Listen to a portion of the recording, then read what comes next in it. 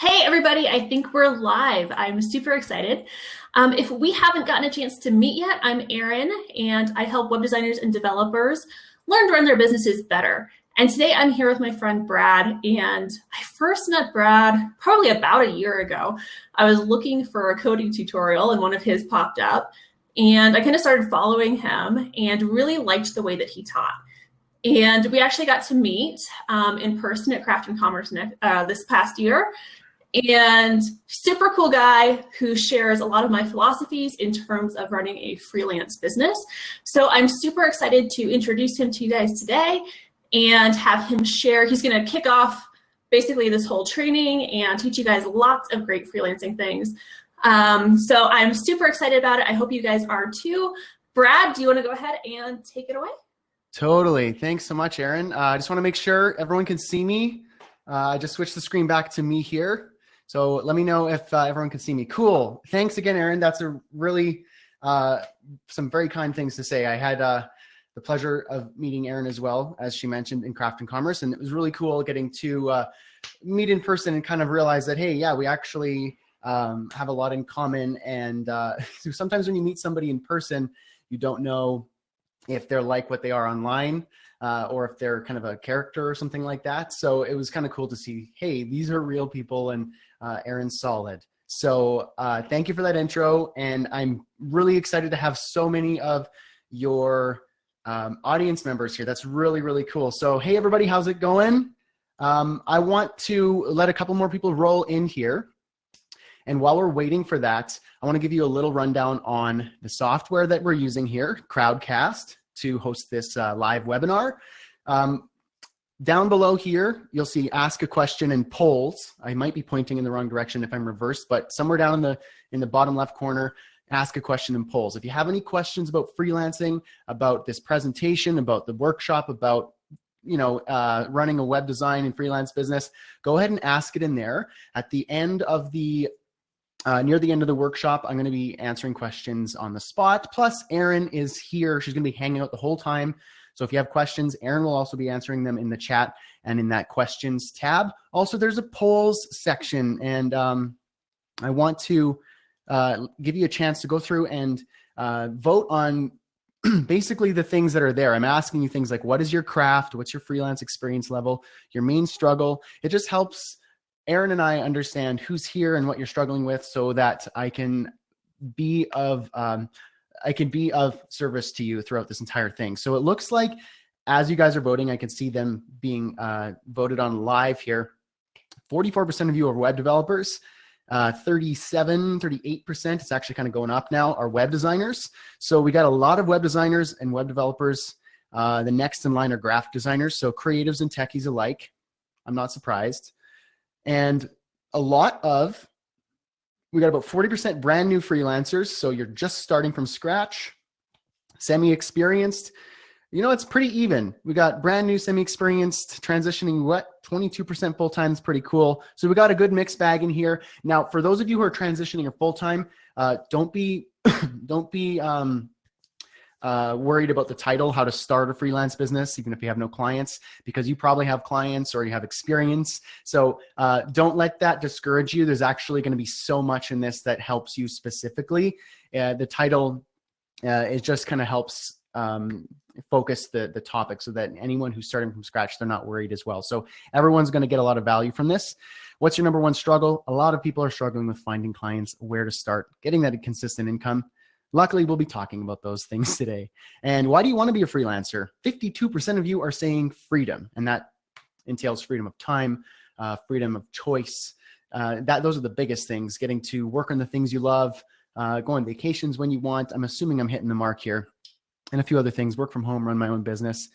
A lot of people, we got 62% on the North American continent. We have some Europeans here, Asia, Africa, and Australia. We have a couple people coming in from there as well. So that's cool. We got people all over the place. Go ahead and ask your questions in that tab while we're kind of going through a couple things here. And one more thing, in the chat box, you guys have been using this for quite a while now. So I just want you to fire up the chat box. Let me know where you're from. I want to see where you're from. Show some love and support for your city, your country, your province, territory, your state. Let's hear it. Where you're from. Wisconsin, Tampa, Florida, India, Nashville, Tennessee, Colorado, Montreal, Kenya, but US based. That's cool. Ottawa, Ontario, LA, Utah, Romania, Kansas City, San Jose, Amsterdam, 100. Sweet. BC, Canada. What's up? Clarente. Sweet. Pakistan, Kosovo, Wisconsin. Cool. We got a lot of people from a lot of different and interesting places. That is so cool. So here, let me just share my screen here while you guys are rolling in where you're from. And you're going to let me know if you can see my screen once I pop it up here.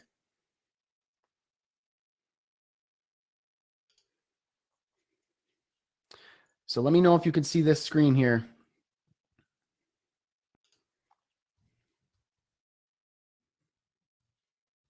Looks like yes, everyone's seeing the screen.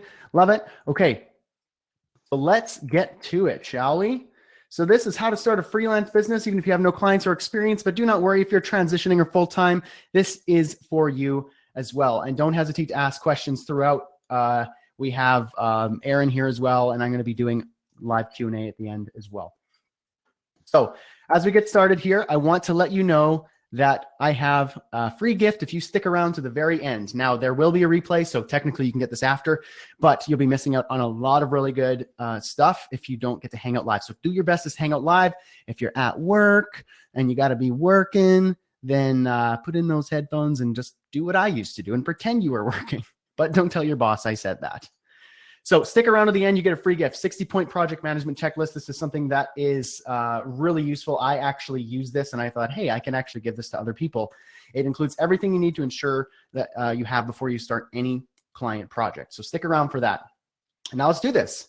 Here are the 8 things that you need to know before you start freelancing. You can actually start today for real, no joke. Your client does not need a website. You need to master something and don't suck at everything. Booking clients is about building relationships, how to convince your client to pay you more money for doing the same thing you've always been doing. You need to build what I like to call an income bridge, automate everything you possibly can, and remember why you are doing this in the first place. Okay, I see a couple people saying I have to go for a few minutes. Can I access it later? Yes, absolutely you can. There will be a replay. Okay, in less than 2 minutes, maybe 3, but if I can zip through it nice, then we'll get about 2 minutes. Who is Brad Hussey? Before anything, I am a husband and a father. This is my cute little family. I have 2 little kids, Ayla and Ilikai, and an amazing wife, Laura, and I have legitimate responsibilities like paying a mortgage, which is really new for me. I rented for 10 years, and just recently we bought a house, and now I have a mortgage, and things are serious. So I have mouths to feed and bills to pay. I'm proudly Canadian. I am not going to be sorry, although maybe I will be a little bit sorry. I don't know if you guys got that, probably did. You're probably going to catch some Canadianisms throughout this whole thing, and bonus points for any of you who pick up on any weird Canadian things I may say in the next hour. Also, most Canadians don't actually know where I'm originally from. I just say Canada to people who are not from Canada because that's confusing enough. But I'm actually from Yellowknife, which is just below the Arctic Circle where the trees stop growing.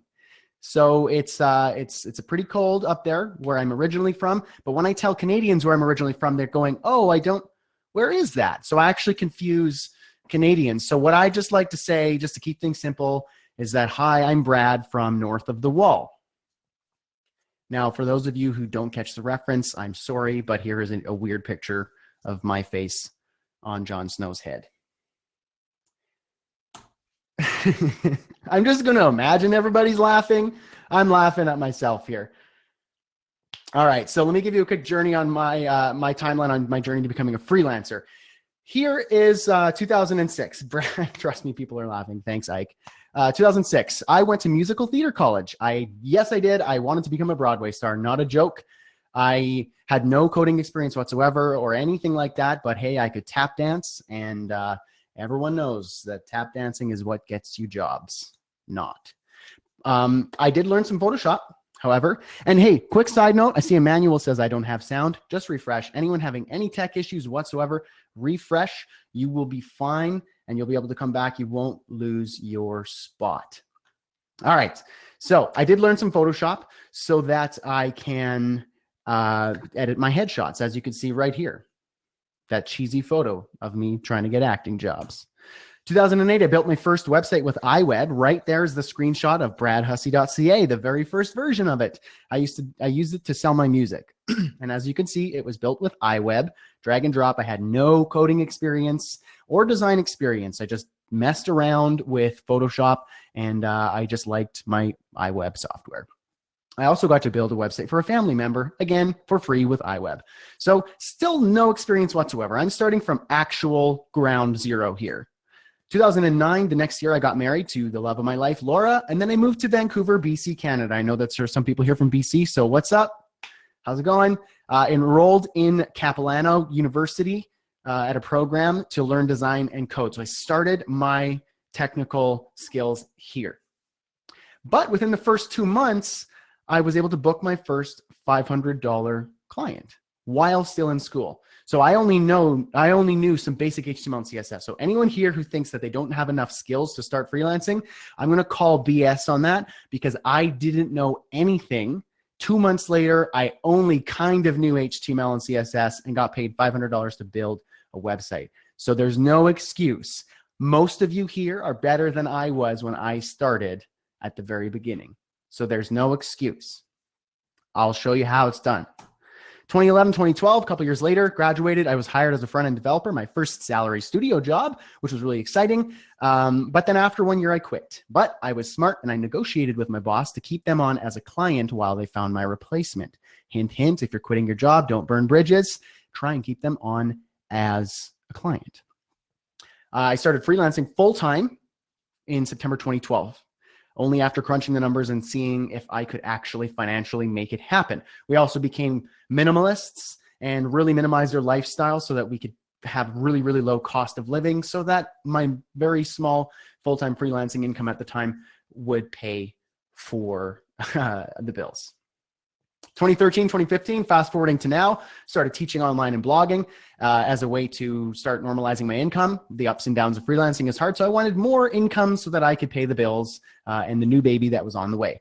I began niching down to WordPress websites. I used to offer anything and everything to anyone and everyone, but at this time I thought, hey, WordPress sites make me more money. Let's go for that. I like that a little bit better anyway. Started hiring team members to help with my daily operations so that I could grow. And I was really juggling freelancing and teaching as my teaching side of things grew, teaching online. So this was my bridge, and it successfully carries me across the valleys. And we'll talk more about this in the bridging section later. 2015, 2017, so about right now. Still supporting my family of four. You saw that picture earlier on a single household income. I turn down leads on a regular basis. And in fact, I only have one client this year. And that is completely by choice. The thing is, their entire budget is larger than my entire 2016 freelancing revenue. So you could see why I'm happy to have one client, because I can work with one person on one project, do a really good job instead of 30 or 40 individual small projects to make the same or less income. So again, remember where I was not that long ago. I knew nothing to the point where I can have built enough relationships and built an expertise and a business to the point where I can choose to have one client throughout the year. So keep that in mind. As a teacher, I have the honor and the pleasure to help hundreds of thousands of people all across the world improve their craft and book freelance clients. And here are some more screenshots of those people who send me love on Twitter, and I like taking screenshots. It's lots of fun. The best part about freelancing is not the money or, any of that really. It's the fact that I have freedom. That's what is the best part. I get to watch my kids grow up. I spend every single day with my wife. I'm in charge of my time, my vacations, everything. And I'm not bound by anyone else's schedule except for my kids. And I am slave to that schedule, but that's another thing that's by choice.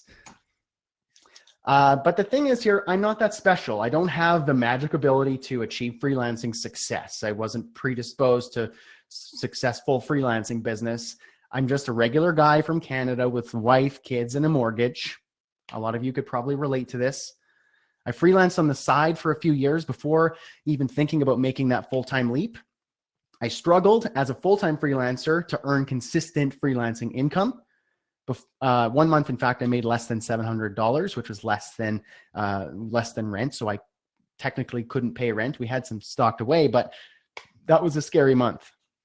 And I used to rely on hope marketing to get leads and book clients. And we'll talk about that in a sec. I also realized that something needed to change. I loved that freedom that I got with freelancing, but I hated the inconsistency. And I knew that something needed to change in order for me to keep pursuing that dream of having that much freedom. Option 1 was to quit freelancing, go back to my day job. Option 2 was to find a better way to run my freelance business. The first option, the thing is, I loved the freedom so much that I didn't give myself the option of doing that. I just took it off the table. I burned the boat. Option number 2, I made it my mission to figure this out. I tested my methods. I did the work.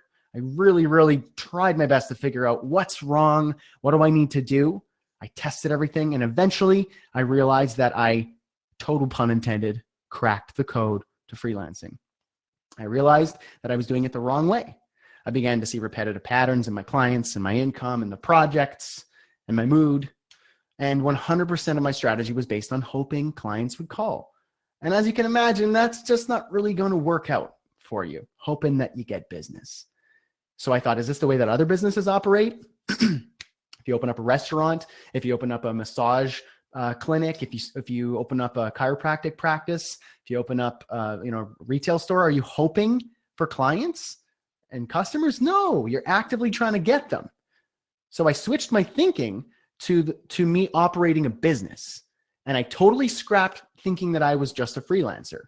So I know we want to try to become freelancers, but the mentality of a freelancer is actually something that I wanted to get away from. So that changed everything for me. It allowed me to book more high-paying clients than I need, earn predictable and growing income, automatically attract consistent and targeted leads, pick and choose the clients I want to work with, enjoy the freedom of freelancing with the predictability of that normal job, but 2 to 3 times that payday. So what I'm trying to say is that there's a process, there's a strategy, there's a system. Freelancers can run a business because you are a business, and there's a system to it. There's a process, there's a strategy. It's been done before, and it's something that you can do. I figured out what it is, what it was, and how it works for me. There's a million ways to do the same thing, but I'm going to show you the way that myself and Erin as well have figured out so that we could pass it on to you. Are you guys ready for that? Is that something that you're interested in? While I take a drink of water. Yes, please. Yes, cool. Amazing. Beautiful. Okay, well then let's get started. Let's start with thing number 1. I want to let you know that you can start today for real, not joking. Even if you have no clients experience, you work full-time, you have kids, or you're busy, everyone's busy, you can start today. But do you want to know the first step? Do not quit your job. Despite the impassioned advice you hear from the gurus all over the interface books to follow your passions and quit your job and do that super millennial thing, don't do that. It is possibly the worst thing that you could do. That's not smart. It's hasty. What you should do instead. Now, if you quit your job already and you're transitioning, I'm not trying to hate on you. What I'm trying to say here, people are thinking, do I need to quit my job in order to freelance? No, don't. And if you do, don't attribute that to me. Here's what you got to do. Use it as your security blanket.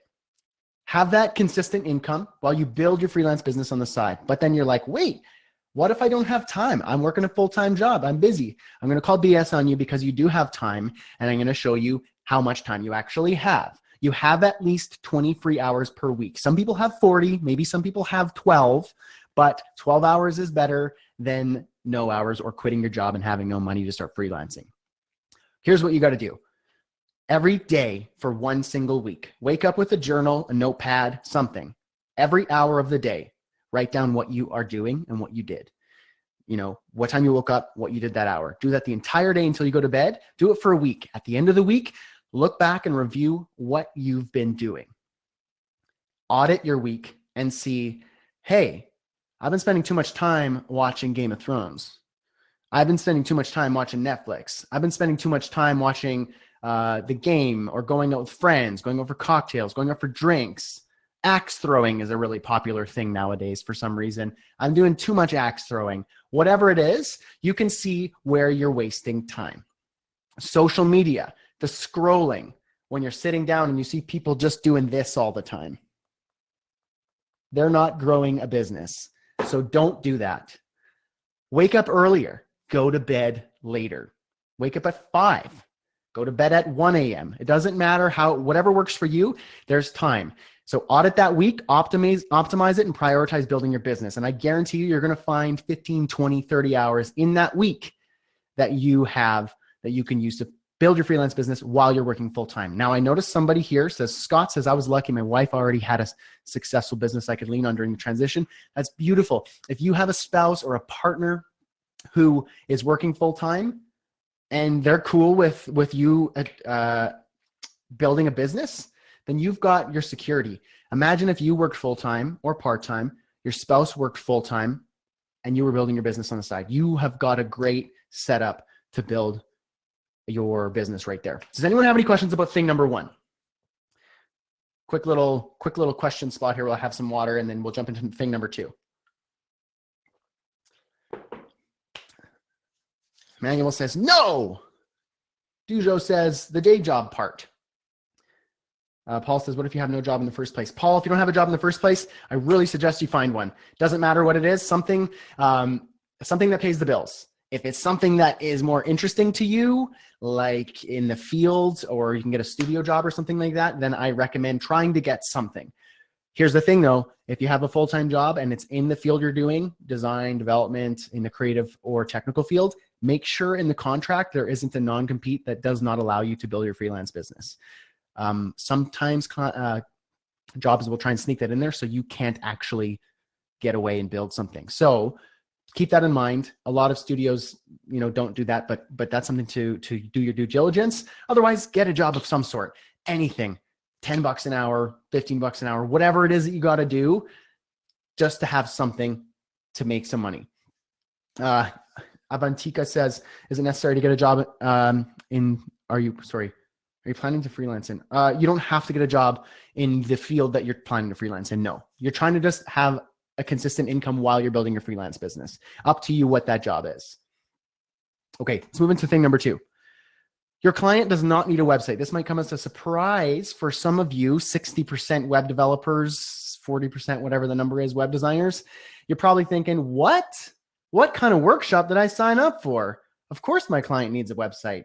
But no, this is a common mistake made by new freelancers and experienced freelancers alike.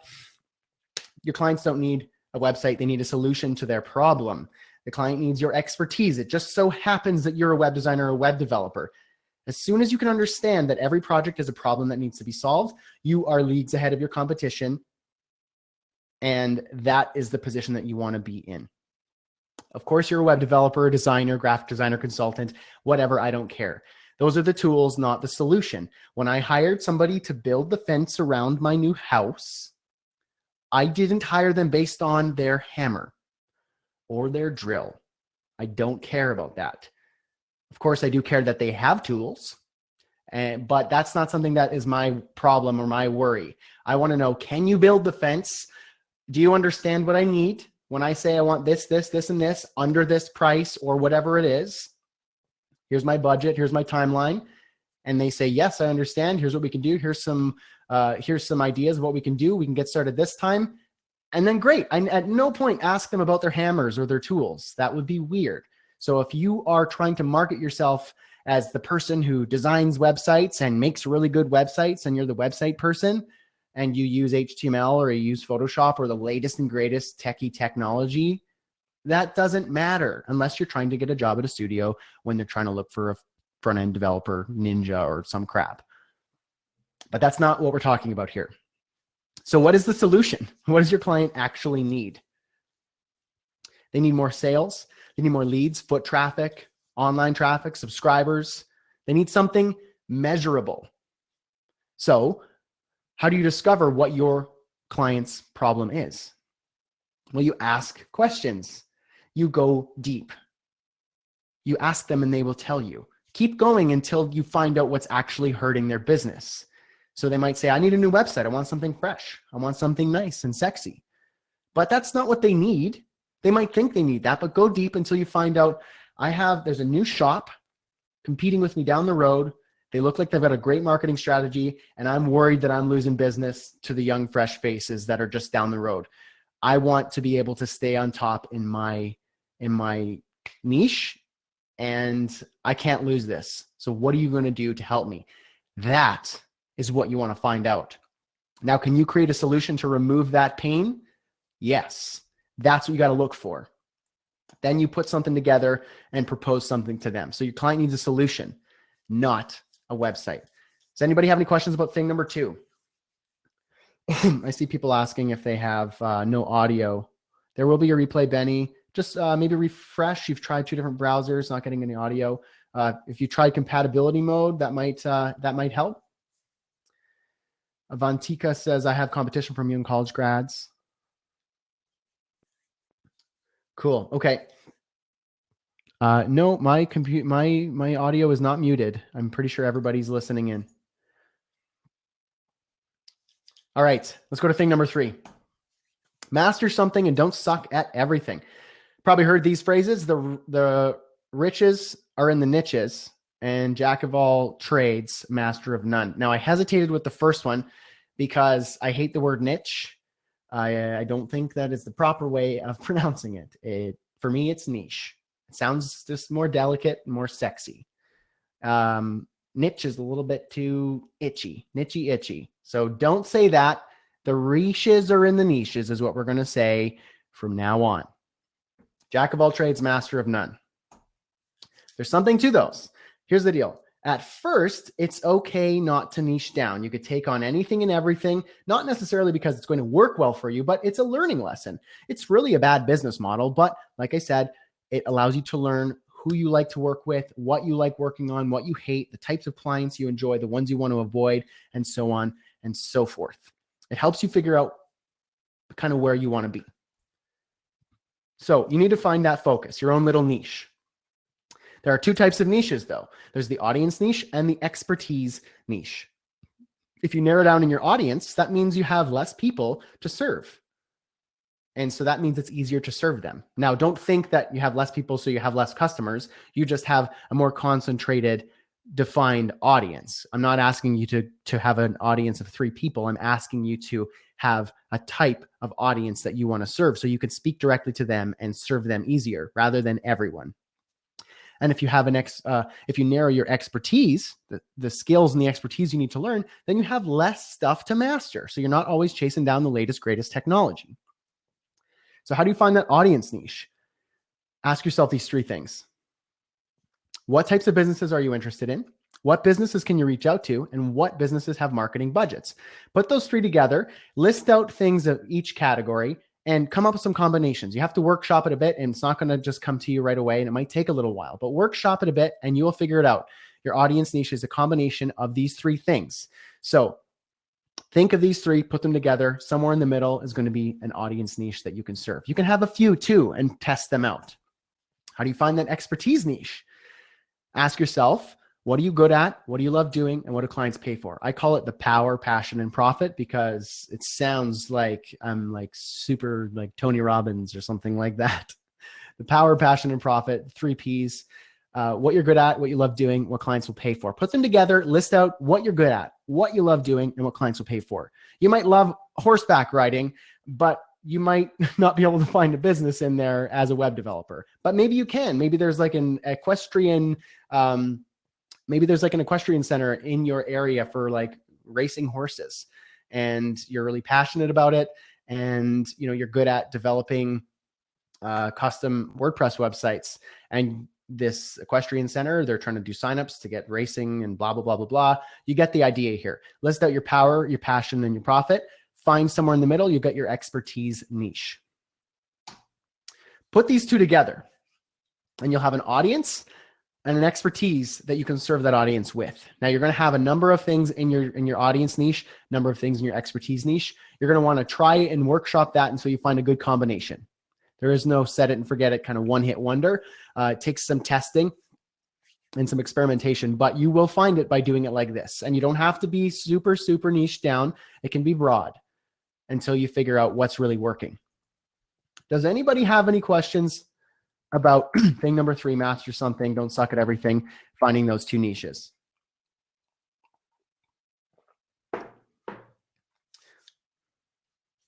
Scott says, what if your niche is diverging a little from what you started out doing and then what you think you want to do?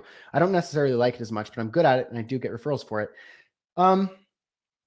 If you can afford to stray away from it and try something else, then I encourage that. If it's working for you, it's paying the bills. And if you, by abandoning it or going elsewhere, it's going to dramatically affect your business in a negative way, then do something to avoid that. I, for probably a couple of years, worked on projects with clients that I realized I didn't like. It was draining and I was wondering why I wasn't excited about freelancing, but I thought I was supposed to like it. But I just realized that I was learning what it was that I didn't like. And I just used that as a transitionary phase to find the types that I liked. So I realized, hey, I like these projects. I like these people. Maybe let's try and get more of those. And once I get more busy with those, I'm going to start saying goodbye to those types of projects that I don't like and the clients that I don't like. So allow it to diverge a little bit and experiment. It's organic. It's not going to stick there. It's always going to kind of grow and morph as you change as a person and as a business. Jason says, been in business for about a year without a niche. How long is it okay before I niche? I didn't even consider niching down to anything. I was just a web designer, web developer, willing to make anything for probably 2 years as a full-timer. So it's okay. And that worked fine. It was pretty all over the board. I went from building a user interface for a medical application to designing like a layout for an online magazine to a landing page for like Burt's Bees or something like that. So I did a bunch of random things. And it allowed me to experiment and see what I liked. And to the point I started to realize, hey, I'm getting more of these people. Let's start to try this a little bit more. Cool. So Jason, I hope that answers your question. Scott, I hope that answers your question. Cool. Okay. Make sure you guys are writing notes too. I really encourage you to have a notepad or something, write down these things because you're going to want to take these and start to use these in your freelance business as you get going today. Thing number 4, booking clients is about building relationships. Pop quiz for everyone. You and I, let's say Jason and I, are competing for the same design client. You happen to be a better designer than I am, but I happen to be a better relationship builder than you are. Who books that design client? You let me know.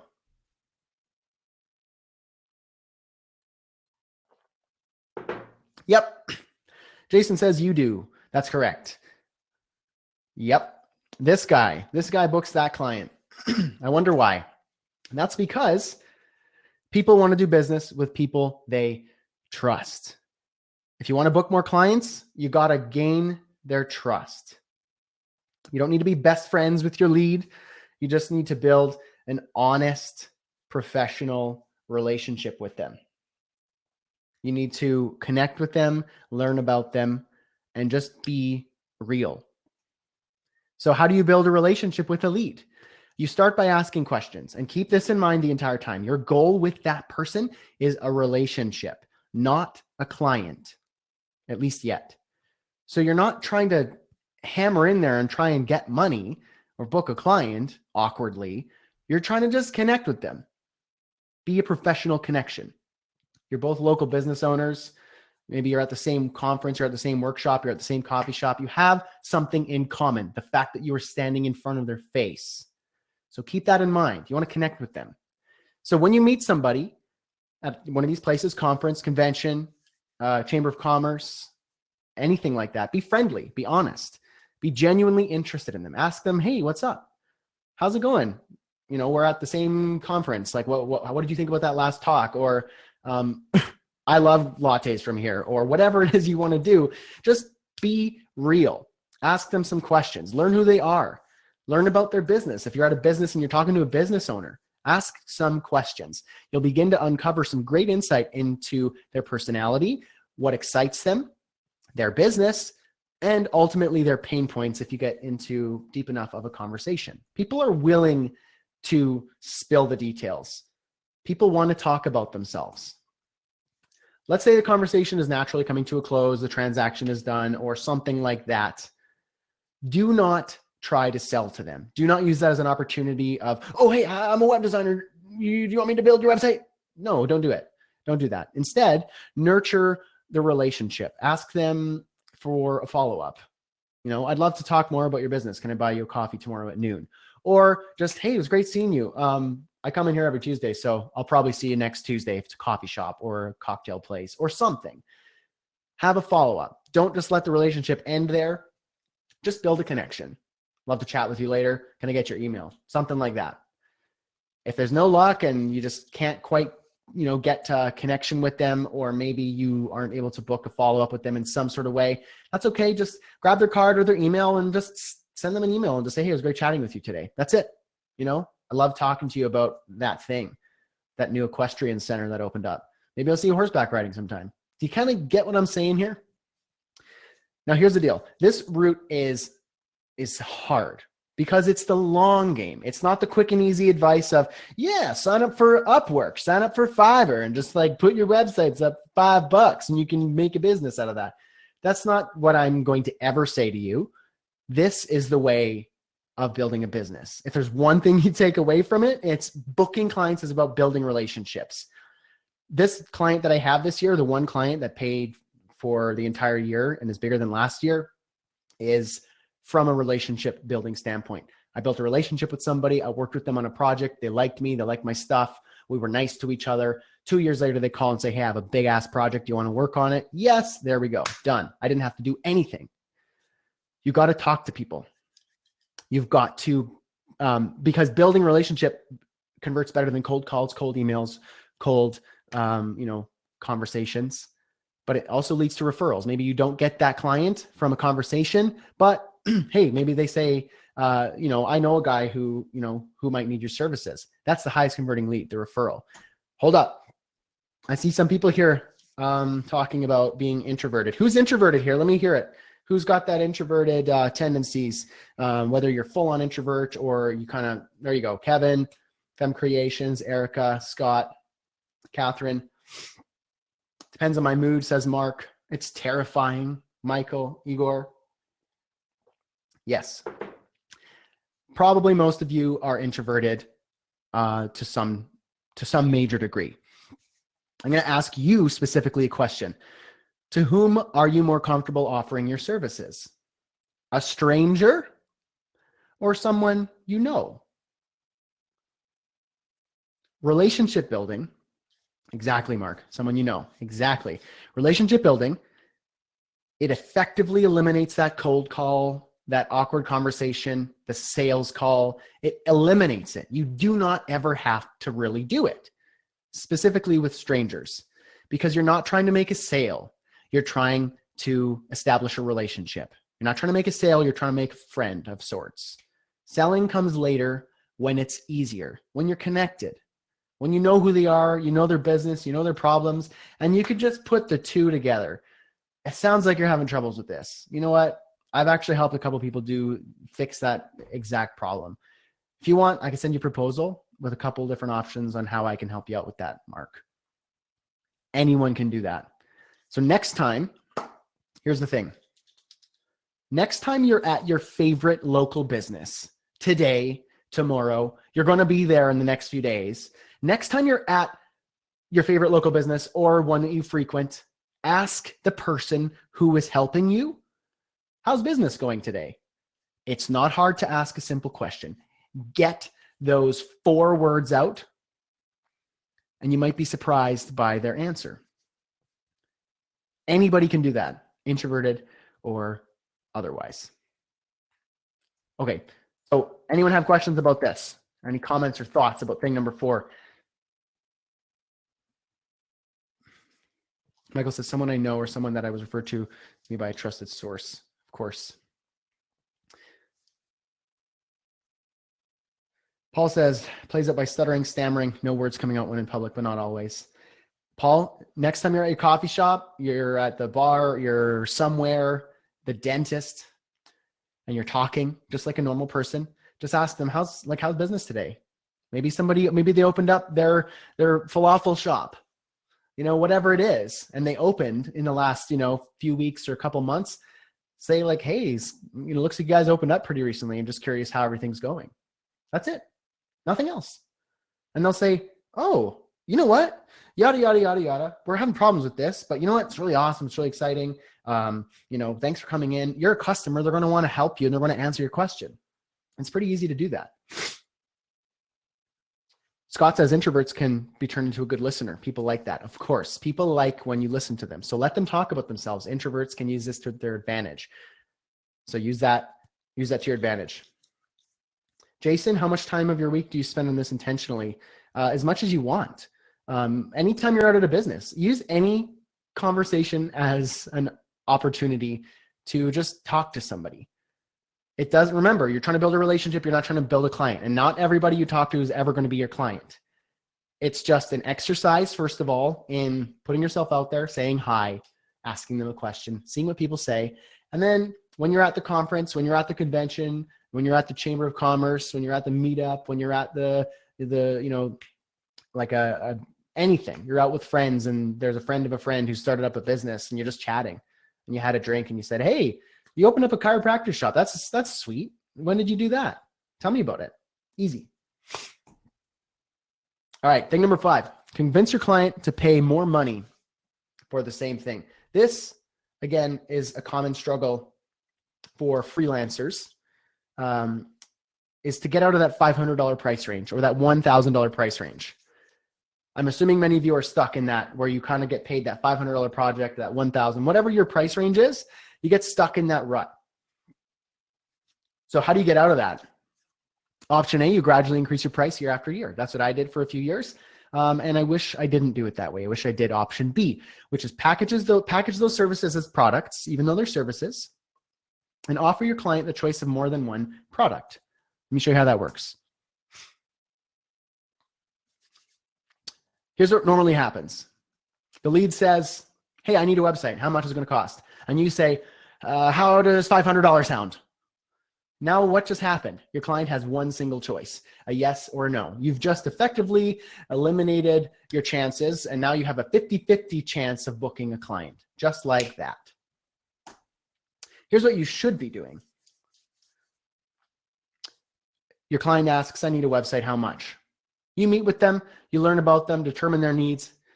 The next day, you say, here's a proposal detailing what I can do for you. Choose the package that you feel works best for your business. You have package A. It's a simple solution, no extras. It's easy to produce, minimal turnaround, entry-level pricing. Let's say $500. Let's say it's a little bit less than what you normally charge, but it's a bit simpler too. Package B. It's a full solution with extra benefits, more time commitment, attractive to clients who desire results, and a mid-range pricing, a little bit higher than you usually charge. Package C, premium tailor-made solution, extra benefits and bonuses, clear ROI, attractive to clients who desire and result and want that return. So here's what happens. Your client looks at this and says, package A, this one's a little simple. Package B, this looks like a pretty good fit for me. I like it. Package C, now I'll stretch my budget if I can have those results. So what just happened here? Now your client has a choice. They feel in control. You're not telling them what it is to work with you. You're not commoditizing yourself. You're presenting productized solutions that now they can choose what works best for them. If they want to pay a bit more, they get more. If they want to go middle of the road, then they got a good budget-friendly option that solves the problem. Or if they want to just keep it simple and they don't have a lot of cash, then they got package A. What happens here is it increases your chances of booking a client. The client may end up booking the higher value package, which means more income for essentially the same service, just a little bit more benefit. And this method gets you out of a pricing rut regardless of your price range, 500, 1,000, 5,000, 10,000, whatever it is. Does anyone have questions about thing number 5 and packaging everything?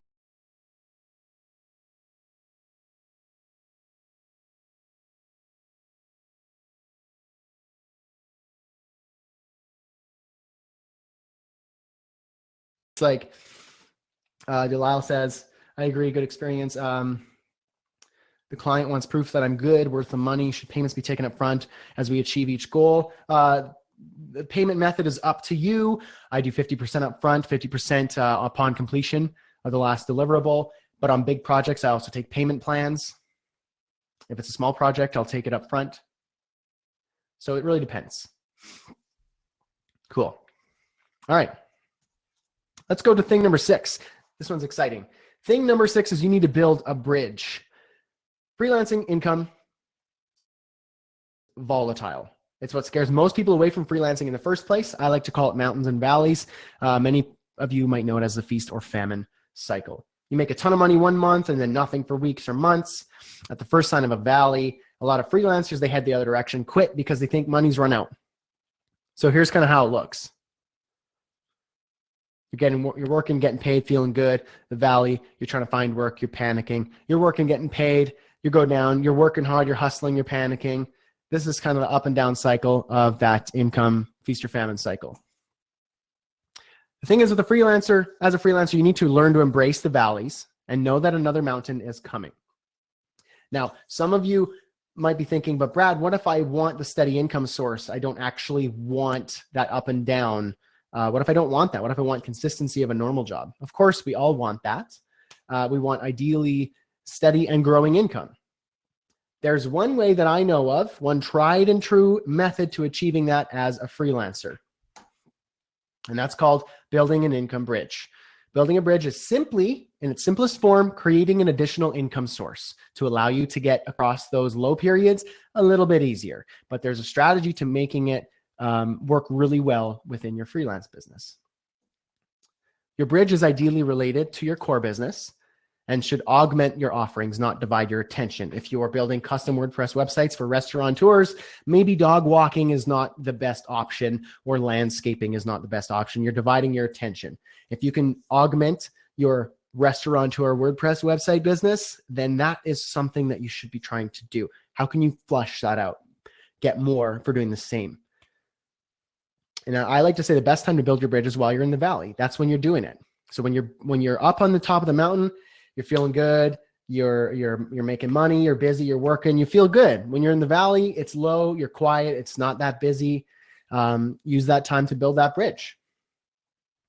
So there are 3 ways to build your bridge. The first one, very simple, find and book more higher paying clients. You get more cash flow, helps carry you across those low periods. Simple. Number 2, sell current clients on monthly retainers. That's another pretty straightforward one. Something that Erin talks about a lot as well is selling, getting more money from your current clients. It's easier to sell current customers because they've already given you money. They trust you. It's easier to ask someone who's given you even $1 for another dollar versus someone who's given you nothing.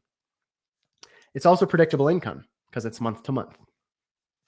And the third is my favorite, create a product that you can sell automatically. So you create it once and you sell over and over again with minimal marketing effort. So here are some different types of bridges. I list them out here. If you have any other ideas, feel free to throw them up in there, but I've covered quite a few top categories here, such as courses, digital and physical products, books, tutorials, complementary services, software, workbooks, retainer packages, maintenance work, security plans, coaching calls, tools and resources. James says WordPress plugins. Exactly. So there's a number of things that you can do to create your bridge. Here's the benefits of bridging. Additional income sources equals predictable revenue. Of course, we know that. It can be used as an introductory offer to your clients. Anyone familiar, which I'm sure you are, with Erin's work in the intro packet when you first meet a client lead, you can offer an introductory offer rather than your full service. It's easier to sell somebody on a $100 product than a $1,000 service. For example, it's a lower barrier of entry. So when you first meet them, instead of trying to pitch them on something huge, try and pitch them on something easy and small, show them that you know what you're talking about. Also, your bridge can be offered as a downsell to your client in your handoff package or your goodbye packet, as Erin calls it, when you complete a project. So when you're done, you've added value, you've solved the problem, you say, hey, I have this retainer plan. It helps with these things. These are the benefits, and this is what it can do for you. If you want, we can sign you up for this much for 6 months, and here's why that's a good idea. You can offer that other bridge as a downsell to your current clients. You see how I'm augmenting my offerings rather than going off and creating a landscaping business? Also, it acts as social proof and solidifies your place as the expert authority, because nothing says I know what I'm talking about quite like something like this. So if a client of mine asks, why should I hire you as a web developer? What do you know about web development, Brad? I'll let that do the talking. So I'm not saying you need to have hundreds of thousands of students or subscribers or anything like that all over the place. But if you have a course or a book on the topic that you use as an introductory offer, you can literally say, I wrote the book on the topic. Custom WordPress websites for restaurateurs.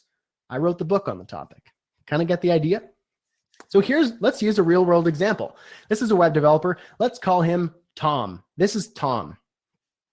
His expertise is WordPress. His audience is high-end restaurants. His primary service to that audience is custom WordPress websites. Surprise, surprise, pretty straightforward, pretty easy setup.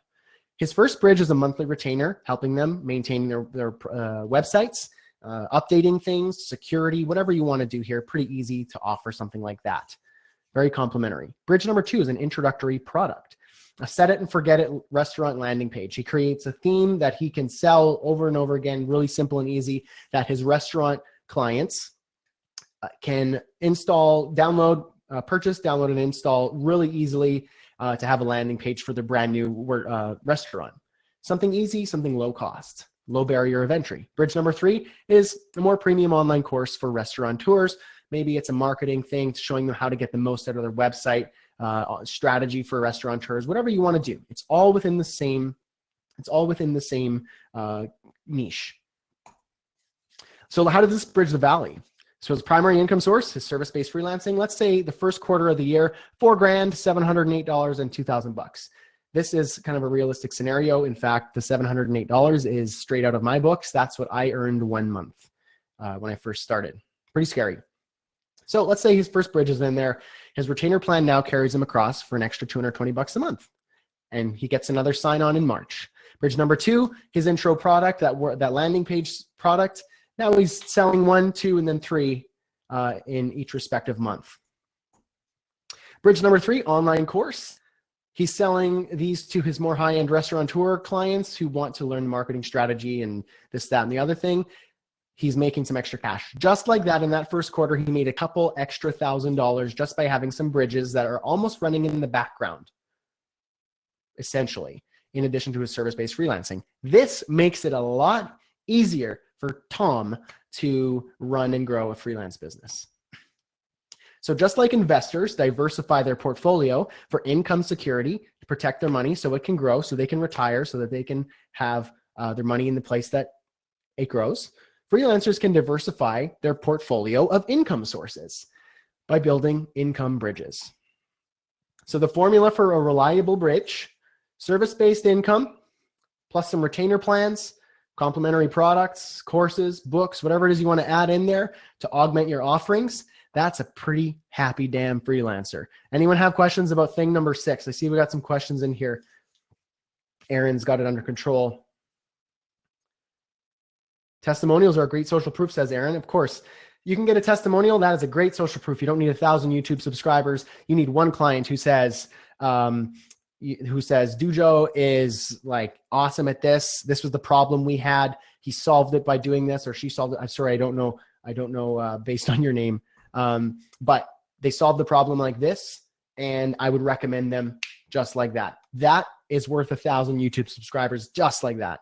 So get your testimonials for your social proof from the people who paid you money. Any other questions here on thing number 6?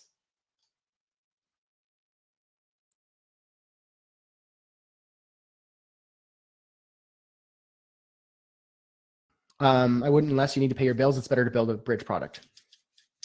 Cool. Looks like you guys got this under control. Let's go to thing number 7. Nick has a question here. Are you both full stack developers? If you don't have extensive experience with backend development, would you recommend outsourcing to other developers?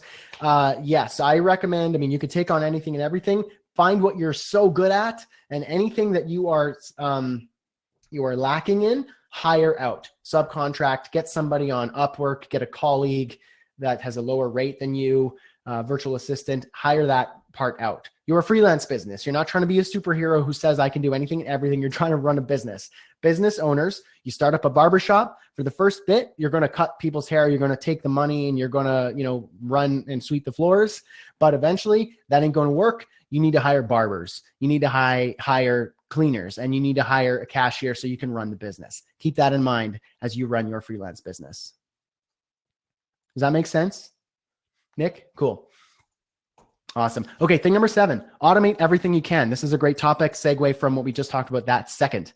As a freelancer, you're a service-based business, so your time is everything. You could spend your time working on your business, doing things that grow your business, earning income, or you could spend time working in your business, performing repetitive, mundane tasks, sweeping the floor, cutting the hair, taking the payment, doing all these things. Those are things that you really should be doing.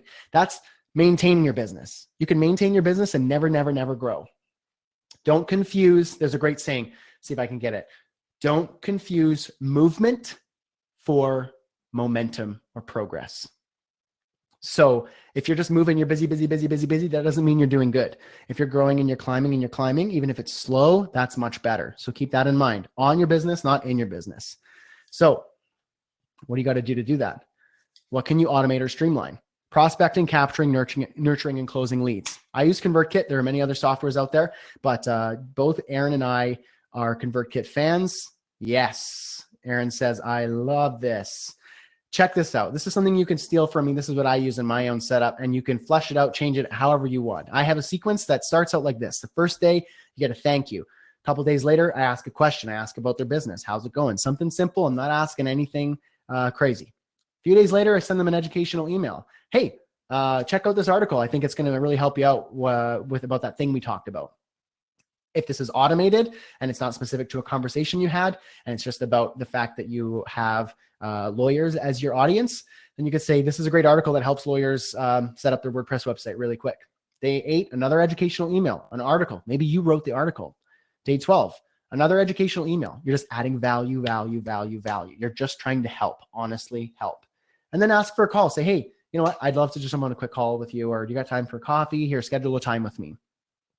Day 18, another educational email. 22, more educational email. You're honestly just trying to just overwhelm them with value over the course of a month or two.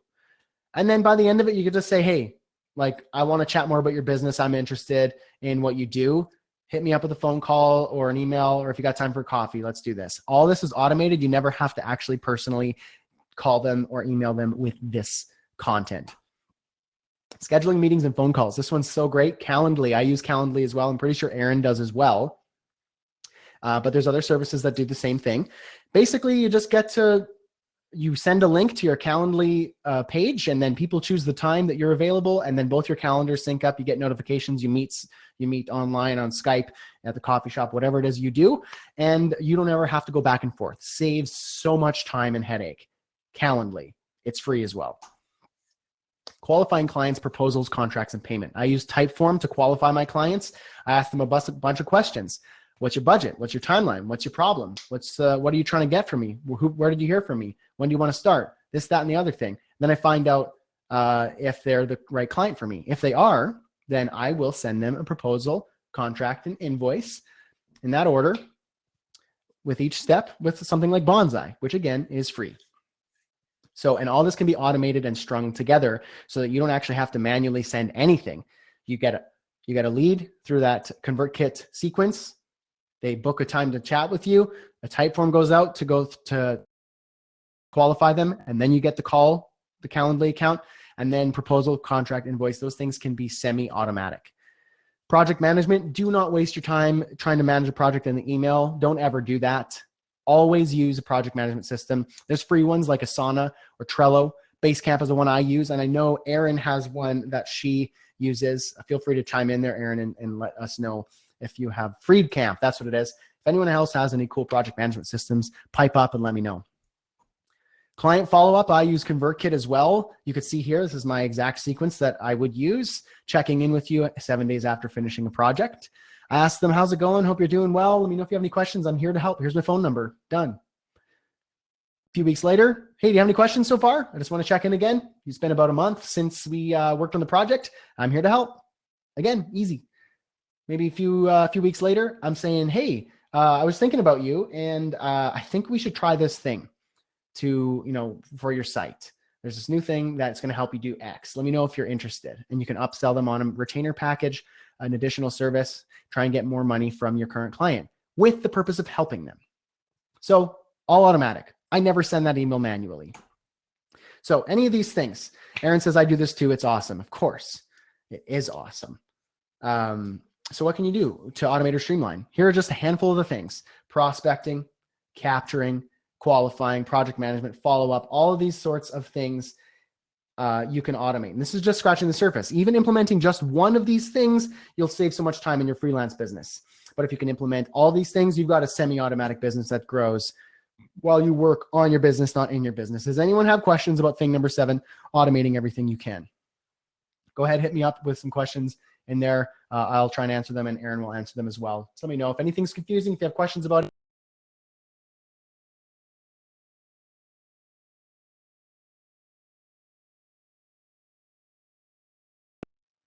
Looks awesome. Cool. Looks like this is sounding good to you. If you guys have questions, Erin's still there. She can answer your questions.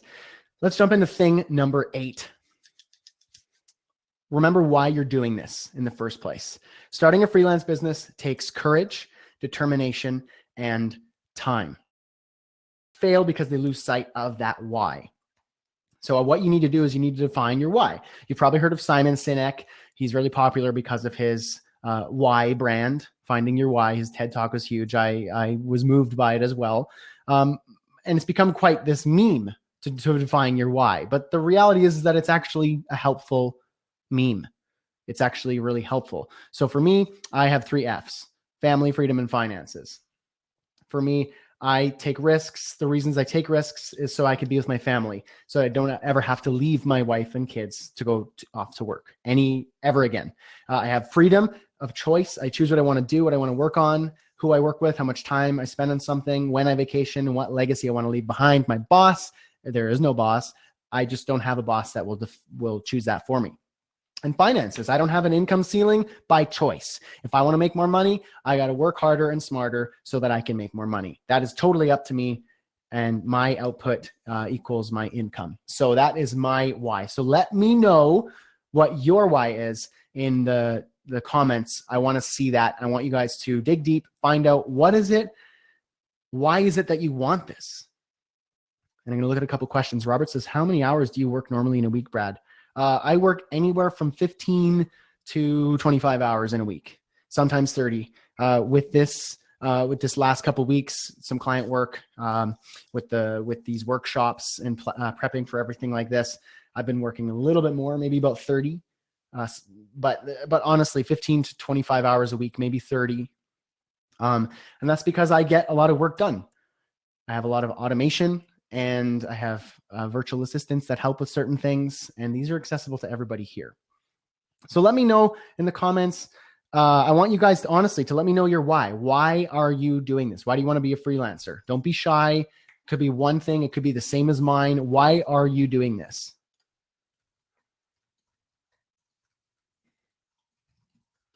I started. Go ahead. Let me hear it. My family and the huge difference between being unemployed and prospecting for clients, says Catherine. Awesome. Freedom, says Erin. Amazing. Scott, I chose when what to do before the most part. Flexibility is awesome. Same as yours, family. Amazing, Manuel. I love hearing it. So the reason why I want to ask you your why is because I don't want you to forget it. Don't forget your why. Keep that in your head. Don't lose track of that ever. Don't lose track of that today. Don't lose track of that 5 years from now. And always revisit why you're doing what you're doing. That's going to give you passion and excitement so that when you are doing things that aren't so awesome, you get to realize, I know why I'm doing this. I'm building for something. I'm doing this for something bigger. So don't forget that. Now, those are the 8 things that you need to know before you start freelancing. Like I said, this is a lot of stuff, But I want to ask you one more thing. Why did you show up today? I have a couple ideas. Let me know based on the number in the comments. Is it any of the following? Maybe you want to freelance, but you don't know where to start. You worry if you are good enough to be a freelancer. Maybe you're afraid you're too old to start a freelance business. You don't know how to consistently find and book clients. Maybe you fear not being able to earn enough money, or you're a freelancer, but you're burning out from working with those low quality and low budget clients. So let's hear it. Mark says 4, 5, and 6. Scott says 4. Dudro says 1, 2, and 4. 1, 2, and 3. Option 6 says Sam. Chris is 1, 2, and 3. Let's hear it. Jeremy is number 3. He's afraid he's too old to start a freelance business. Travis, 2, good enough. 4, findable clients. 5, you're worried about making enough money. It sounds like I'm kind of hitting the mark here with some of these assumptions as to why you are here. So like I said, we just covered a ton of actionable content. Thank you so much for sharing this. I know it's like I'm asking personal questions here, but I'm here for you, and I want to be able to see this, and it's nice to be able to get these things out so we can address the problems and solve them. So like I said, we just covered a bunch of actionable content, and I understand if you're overwhelmed by how much there is to do. But I know that if you implement what I taught you today, any of these 8 things, you'll no doubt level up your freelance business. If you take your notes, walk away today and say that was good, you will have a better situation already. If you implement everything, of course. But everything I taught today is easier said than done. I can lay everything out, give you the exact roadmap to booking clients, give you the strategies, show you how to normalize the freelancing income and say, hey, Din, hey, Manuel, hey, Gowan, hey, Maha, hey, Monica, do exactly this. But none of it matters if you're not held accountable and if you just leave today and go back to normal tomorrow. So I don't want tomorrow to be a normal day for you. I want you to look back and say, that workshop with Erin and Brad was a milestone for me. It was borderline life changing, at least business changing. So I don't want tomorrow to be normal for you. So everything I just laid out for you, I'm going to show you in my course, the Freelancing Freedom course. It's your accountability partner. I'm with you week by week. You have 24/7 access to a helpful and resourceful community with more than 200 other freelancers and more at this point, 220 taking it alongside you. And if you received any value from this workshop, any at all whatsoever, then the depth and the action you can expect from the Freelancing Freedom course is going to literally blow your mind. Maybe not literally, that's a lie. It will figuratively blow your mind. So we're going to cover our major topics like we touched on today: getting started from scratch, finding and booking your first or next paying client, uncovering those hours. We're going to dive deep and find out how to actually redo your whole schedule, even if you're busy. We're going to zero in on your niche, craft the perfect portfolio, even if you have nothing to add to it at all. I'm going to show you how to do that. Price and position your offering so that you can attract those dream clients and not those drags that drag you down and make you discouraged. Raising your rates, getting paid what you're worth and more. Communicating your value to those potential clients, even if you are introverted. We talked about that today. It's very, very, I have some very solid advice for you introverts out there to communicate your value, even if you're introverted. Contacting leads over email with copy and paste scripts and automated systems so that you don't have to personally talk to them as well. Building your marketing and sales funnel, because we are a business after all, not just freelancers. So you need a marketing and sales strategy. I help you with that. So you don't have to worry about the business side of things. I can kind of give you that guidance. Creating additional income sources so you too can build your own bridges. We have a section in the course that is specifically about building your bridge, and it carries you through what you need to do to execute on that. So in the course, it's a step-by-step system. There's 3 components to the course. The step 1 is the training. It's 50 plus videos. These are the 11 top level modules. There are over 50 high definition videos of my face and my screen helping you with each of these topics. As you can see here, 11 printable workbooks. This is brand new by the suggestion of the current students. I made 11 workbooks with over 100 pages of actual real world scenarios and exercises that you could print out and actually go through to augment what you're learning in the course and in the training. We have live studio sessions with myself and the students in the group. So there's always new live training happening every month. Workshops and challenges. Every time we do a workshop or a challenge, that is available to you live or after the fact. Step number 2 is accountability. We have a freelancing community and mastermind group. Email reminders and check-ins from me, and you have access to me personally as well. I'm in the group, I'm in Facebook, I'm in Slack. The group is over 200 people, and they are your family of freelancers. This is something I did not have when I started, and you have out of the box people who are literally waiting for you. I have like an excited group of people who are giddy for this fresh blood to come in so that they can help them out and be helpful along your journey. And they're alongside you doing the same things. Step number 3, Erin says it's so important to have a community. I'm going to go back to this 1 second. The people in the group, in the community, in the mastermind have often said to me that this alone is that their favorite part is worth the entire thing, just this part. And that's only 1/3 of it. Step number 3, the third part is resources. You need resources. I have a job board. I've built a script that pulls all of the popular job board listings around the web. There's a good dozen or more of them. And every single week, there are dozens. I'm talking 30, 40, 50 jobs a week that are posted in the job board that are relevant to you and what you're looking to get hired for as a freelancer, as a contractor, something that can help pay the bills and make some extra cash. There is no excuse if you're saying, I don't know where to find work.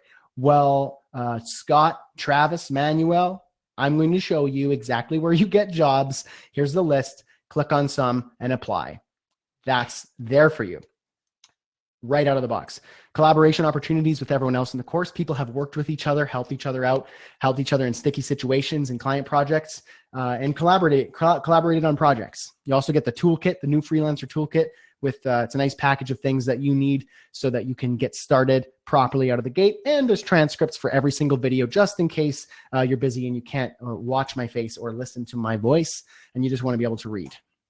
So step 1, 2, and 3, these 3 together create the ultimate system to help you get started and grow and level up in your freelance business.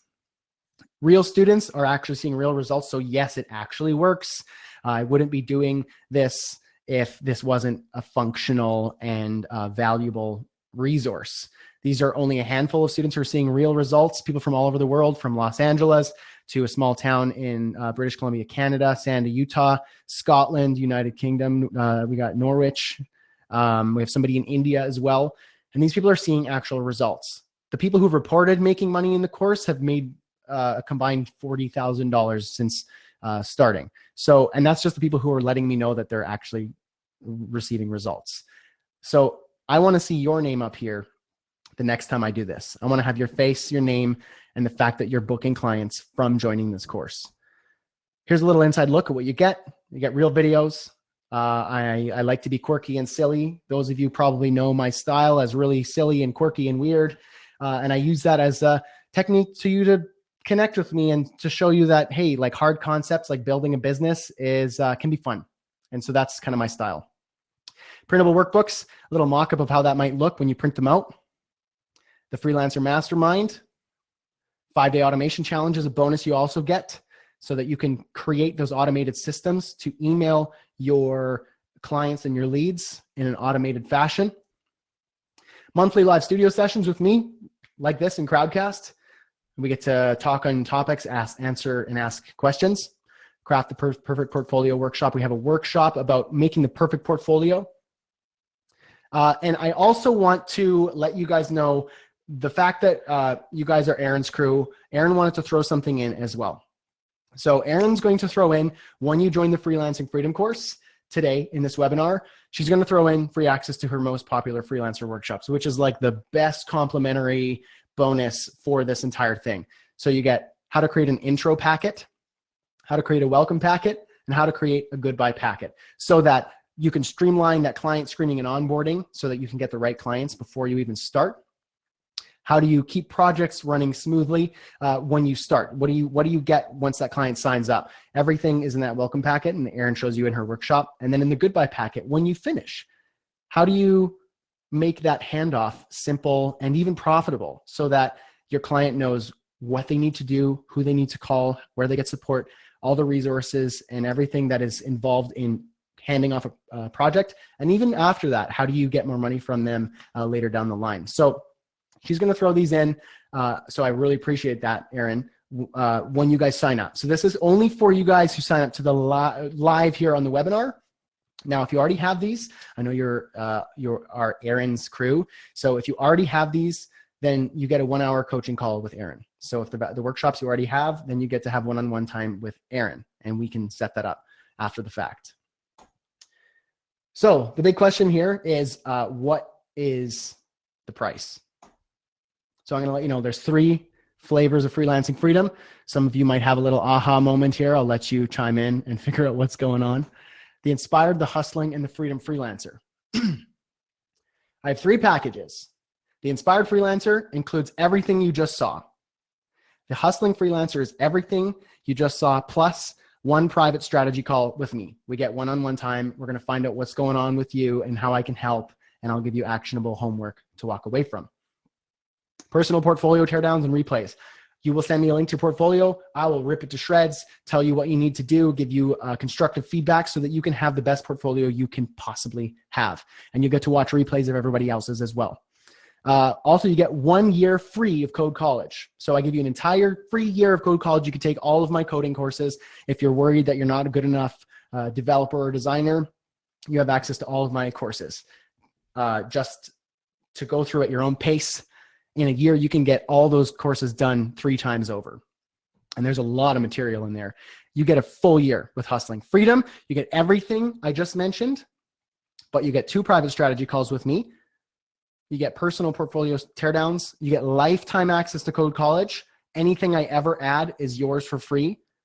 And you get 6 months access to a personal coding mentor. You're building your WordPress website, something happens. It always happens.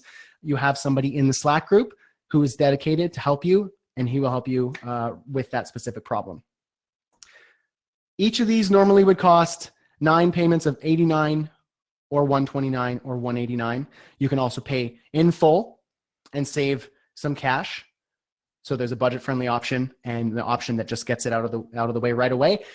But for those of you joining today in the webinar live, I'm going to give you 20% off anything when you use the code Flynn, F-L-Y-N-N at checkout. So 9 payments of 72 for Inspired, 9 payments of 104 for Hustling, and 9 payments of 152 for Freedom. Or you can save a ton off the top, paying one time and then get 20% off. Everything's 20% off when you use the code Flynn for you live webinar attendees. Here is exactly how you claim that discount. I want to show you how so you're not confused at any point. In this video here, down in the bottom right corner, you see Join Freelancing Freedom. That is going to take you to the page and you will be able to follow these instructions, or you can go to bradhussey.ca/Flynn. Either click that green button or type that in your dashboard in your browser. Click the big yellow button. Choose your preferred package, Inspired, Hustling, or Freedom. The price you see on the page is pre-discount, so you'll get the discount after the fact. So choose your payment plan, either the payment or the one-time. Click Add Coupon. When you're at that checkout page, add the coupon Flynn. Click Apply, and your discount will be applied just like that. Enter your best email. Enter your payment information. If you chose the single pay option, you get to use PayPal. And then click Enroll, and you will be well on your way. Now, one more easy option if you don't want to do all those steps and you want to save time and just go straight to checkout. Here are the links. If you want the one payment Inspired plan, bradhussey.ca/Inspired. 9 payments /Inspired 9, and so on and so forth. Hustling is bradhussey.ca/Hustling, and then Hustling 9, so on and so forth. So that'll take you straight to checkout with the discount applied already. So you could just go ahead, fill out the payment details, hit enroll, and you will be starting within seconds. You are literally 4 or 5 clicks away from starting right now. The course starts as soon as you join, and I will be notified, and things will start rolling for you within the next few minutes. It is in US dollars, Jason. So this is a great time. If anyone here is Canadian, I know it hurts sometimes when you're paying that extra conversion rate. So this 20% is going to shave that off entirely and more. So use the code Flynn at checkout. Use these direct checkout links if you want, or you can go to bradhussey.ca/Flynn. But I want to let you know, some of you might be saying, okay, whoa. Sounds good.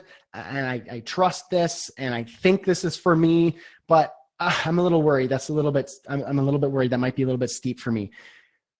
Within 30 days, if you change your mind, if it was the wrong choice, if you had too much to drink and you just realized it's just a bad choice, 30 days, no questions asked, 100% refund policy.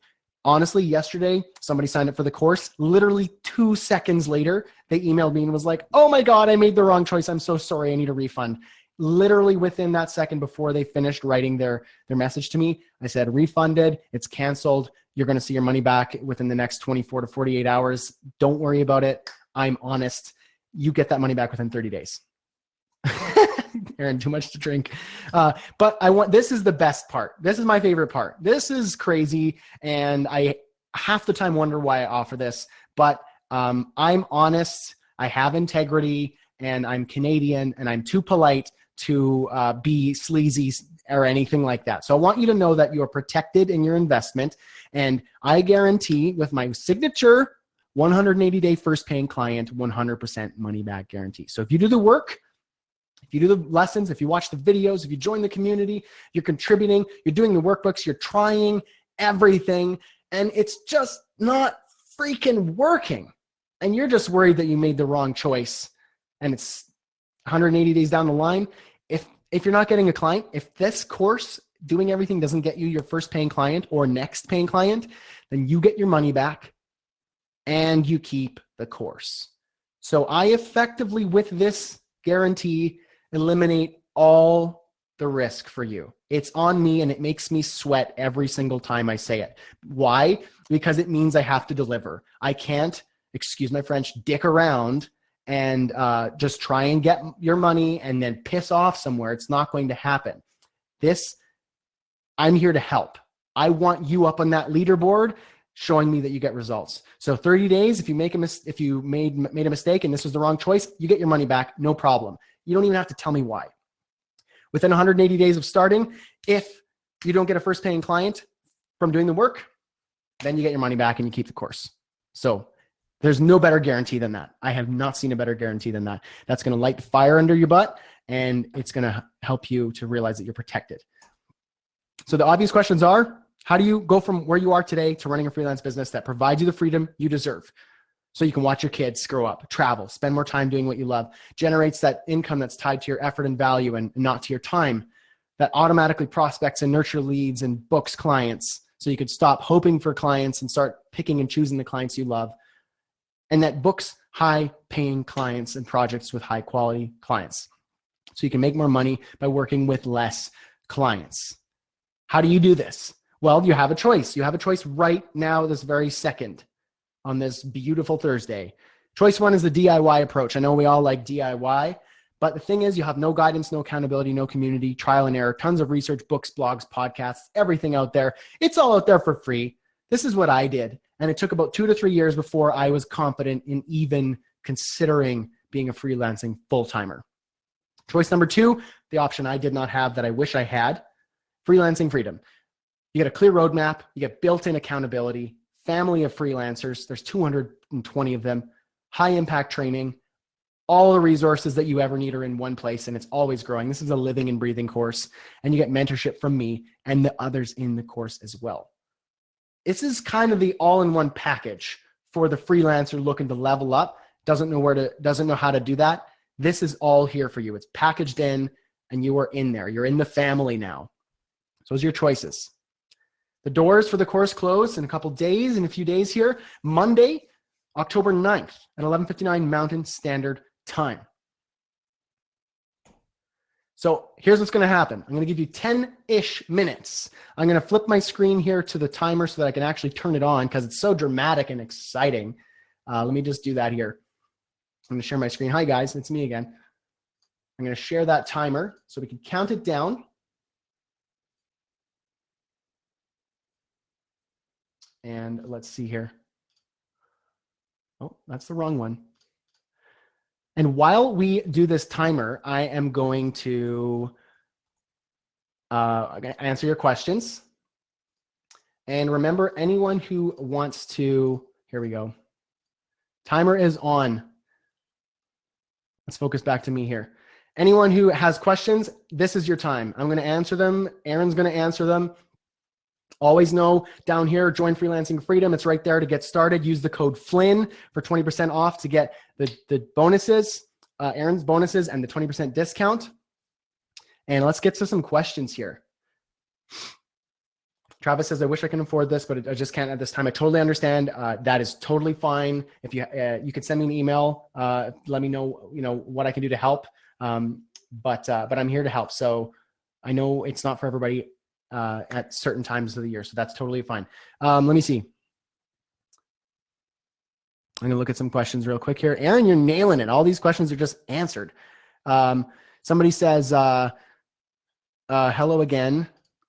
You've said master one thing versus be a jack of all trades. Are you referring to the front end, back end versus full stack? Also, in terms of mastering, say one framework, would you prefer something like Bourbon over Bootstrap, Foundation, so on and so forth? Thanks and everything for you do. Okay, I'm going to answer this and it's going to probably make some of your heads spin. I honestly do not care what technology you know or learn or any of that. None of that actually matters. I know we got web developers in here, and this might ruffle some feathers, but it doesn't matter if you do Bourbon or Bootstrap, Foundation, Gumbo or Gumby, whatever it's called, full stack, front end, back end, middle end, up end, down end, it doesn't matter. Your clients need a solution, and however you can give that solution and solve their problem, the tools you use are irrelevant. If the tools get you there faster and more profitably and in a more seamless manner and does the job well, then by all means, use Bourbon, use SaaS, use Bootstrap. However you get there doesn't really matter. Now, when I say master one thing versus be a jack of all trades, I mean the audience and the expertise. So your audience, instead of saying I serve lawyers and veterinarians and chiropractors in Chicago and in New York and in Toronto and in London and in Mexico City, and now I have lots of people who are going to give me money. That is being a master of none, jack of all trades. You serve anyone and everyone. And in terms of the expertise, I'm talking like if you are trying to be a front-end developer, a back-end developer, database developer, designer, illustrator, graphic designer. At one point, I offered everything from SEO to logo design to database work to building custom stuff to consultation. And it wasn't working out. So that's being a master of none and a jack of all trades. Hopefully that answers your question, James. Travis says, is this something that you'll be doing again? Would like to join, but I said I can't afford it this time. Just graduated from college looking for income. Yes, I do this about 2 times a year. So it might be 6 more months before we open this again. Okay, let me see here. James, those blue eyes spoke directly into my soul. I love it. Oh, I love it. Oh, you're making me blush. Let me see here. Fem Creation says, I'm a WordPress developer primarily. It's challenging to find web designers to partner with. Most of them already have partners or do it by themselves. Do you have any tips for finding designers to partner with? Okay, let me give you my specific example. When I started out, I needed some help with WordPress because I didn't know WordPress at the time. And so I actually went to school with somebody who I knew was a WordPress guy, and he freelanced on the side. Contacted him and said, hey, his name was Mick. Can you help me out with some WordPress stuff? Can you let me know your rate? And his rate was $30 an hour. Mine was 60 at the time. So I said, great. He's going to tell me if the project is $1,000, I will charge the client $2,000 and I get $1,000 on top of that. So $1,000 profit. So that's how I started. It was a pretty expensive solution, but it really worked for about a year or maybe 2. We had a really good relationship and we did some really cool work together. And as I learned WordPress, I realized, hey, I can do this myself. But then as I did it myself, I realized this is too much work. I need someone to help me, but I want to make more profit on it and have a quicker turnaround time, someone who does it in a dedicated fashion. I found Upwork, and don't try and be a freelancer on Upwork, but as a freelancer, you can hire other freelancers on Upwork, and it's very amazing. So if you need help with back-end stuff, or design stuff, or creating something with a quick turnaround, you can hire people for a lower rate for you, but with an honest rate for them. So if you're hiring somebody overseas and their rate is $15 an hour, that's in most cases a good living wage for them. So you can feel good about hiring them for 100 hours and you're still paying less. So keep that in mind. You could find them and just hire them. If you have a friend or a colleague, that's another place to start with. Hopefully that answers your questions, Erin. Erin answered the, sorry, Fem Creations. Erin already answered the question too. So also in the group, in the course, we have people who are open for collaboration. So also know that. Nick O says, just want to say that Brad's content is solid. I make good impressions at my current job. All do it as free bootstrap course available on YouTube. Thank you, Nick. I really appreciate that. That is a live testimonial right there. And he's just taking free stuff. So I like to say, I put a lot of effort and passion and value into my free stuff. So just imagine the dedication that you get when I craft something that actually costs something. Just keep that in mind. And that's honest. Rose says, when still in a full-time day job, what was your strategy for finding time to interact with and hold calls with potential clients, current clients during the day? Erin already answered it. Calendly is how you do it, something like that. It's free. You can have them scheduled during your lunch hours or after work or just before work, times that you are available to take those calls automatically. You don't even have to email them. It will happen automatically. You see that you're going to get a call or you're going to call them, and you could do that on your lunch hour so you can hustle while you're still working. Excuse me. James. Rose, I hope that helped. James says, I've learned more from Brad in the last month than I have in the last 4 months through other sources. That's amazing. I really appreciate that. Been in business for about 1 year without a niche. How long before a niche, says Jason. Erin says, you should be niching now. Who do you like working with? Types of projects that will help you find your niche. Yes, keep that strategy in mind. That Venn diagram I put up there. Start niching right away. That doesn't mean be a niche right away. Start thinking about it.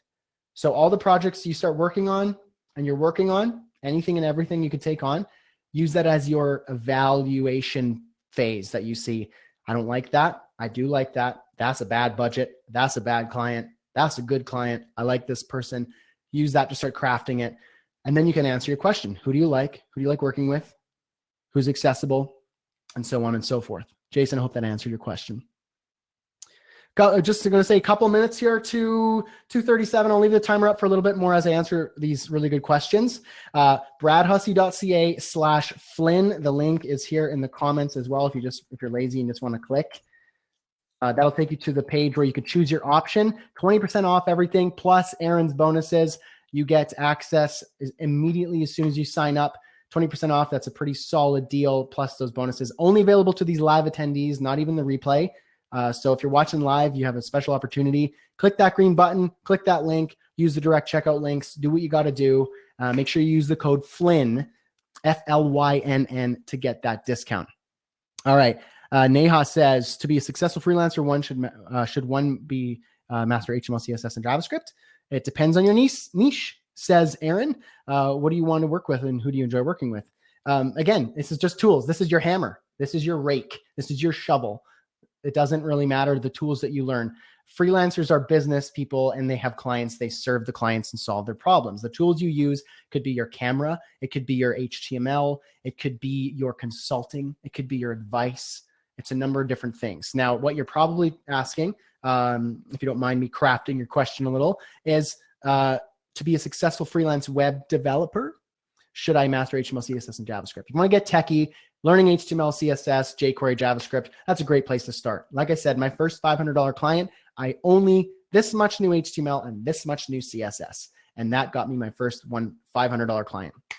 I got better and better from there. And you realize who you are serving, what they need, find the tools to serve them. Don't go around trying to be a ninja front-end developer because that doesn't freaking matter. If it's not serving your clients, it's not serving your business, don't waste your time. Unless you're trying to get hired at a studio and they want, specific sets of skills. And that's not why we're here. Hopefully that answers your question. Let me see. There's a couple more. There's a little bit more time on the timer here. Remember to do that. If anyone has any questions, I'm going to look here in the comments. Hi, Brad. I'm glad that I got a guru like you. Thank you. I'm honored. I don't consider myself a guru, but I am honored that you think so. I'm glad that I've helped you in your life. That is amazing. Scott, thanks, Brad and Erin. Learned great stuff from WordCamp in Denver from Erin. That's really cool. You bet, Scott. Thank you for coming. Robert, so Brad, you got me. I hope that means you signed up, Robert, because if so, I'm looking forward to chatting with you. That is amazing. Okay, Let me see here. So that timer just dinged off. Don't worry. I'm going to leave it up for a little bit here while we finish up the questions. Ike says some feedback on your automated emails and content in general. Always good stuff. Instills a lot of trust from you, from otherwise skeptical people. Use your courses to learn WordPress. I'm straight here from 30 minutes before email. Thumbs up, Brad. Thanks, Ike. That's amazing. Let me see here. Rose says, just signed up. Yay. How do I access the bonuses? Rose, that is amazing. Thank you so much for doing that. I will email you. I will personally email you with anyone who signs up in this live webinar with the code Flynn. You're going to get her bonuses. I will make sure you get them. Do not worry. I'm accessible on live chat and email and in the group once you join up. So you will get what you need. Don't worry about it at all. Amazing. Let me see here. Kwani says, joined in late, so not sure if we touched base on this. Do we have to register a business name or anything like that? No, you don't have to. I didn't do that for a couple of years.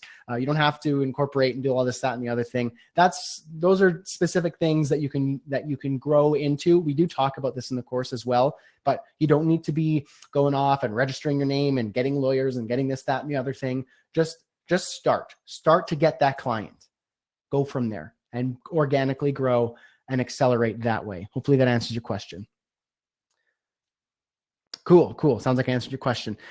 Let me see here. There's a couple more. I don't want to take too much of your time. We've been here for a good while. I really appreciate your time, everybody. I'm going to switch back to the screen here. So again, bradhussey.ca/Flynn. Use that code Flynn, 20% discount in the bonuses. They will go away as soon as we shut this webinar down and I have time to go over and kill that coupon code. Flynn, make sure you do that. You'll get these bonuses. And I want to also tell you here about, let me just flip the screen one more time. I did promise you a little gift, did I not? So let me give you that here.